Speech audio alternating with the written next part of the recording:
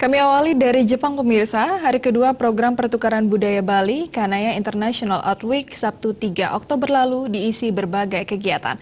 Peserta dan guru pendamping mengunjungi sejumlah kuil di Kanaya yang dirangka dengan berbagai kegiatan lain seperti membuat pizza khas Kanaya dan workshop membuat kipas tradisional Jepang.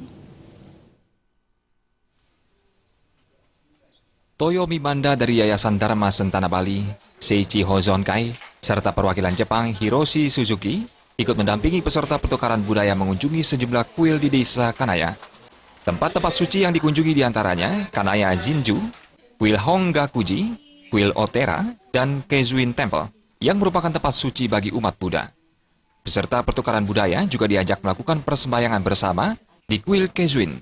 Junko atau pengelola Kezuin menjelaskan, tempat suci ini dibangun pada tahun 1522 menggunakan kayu berkualitas paling baik di Jepang, Zugi. Usai santap pagi yang disiapkan oleh relawan, kegiatan berlanjut dengan mengunjungi pabrik soyu atau kecap asin Jepang, Miya Soyuten di Futsu, Chiba. Miya Soyuten adalah satu-satunya pembuat soyu di Chiba yang mengikuti proses pembuatan zaman dahulu. Proses produksi yang mencapai 4.000 botol per hari masih dilakukan secara tradisional. Peserta pertukaran budaya juga mengikuti workshop membuat pizza khas Kanaya, yakni pizza Ishigama.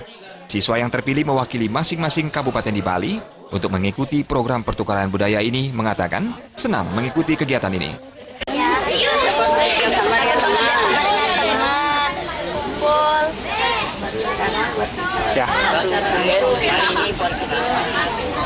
Baru hari ini buat pizza di Bali belum pernah. Hari ini saya belajar membuat pizza. Seru teman-teman. Saya membuat pizza bersama teman-teman.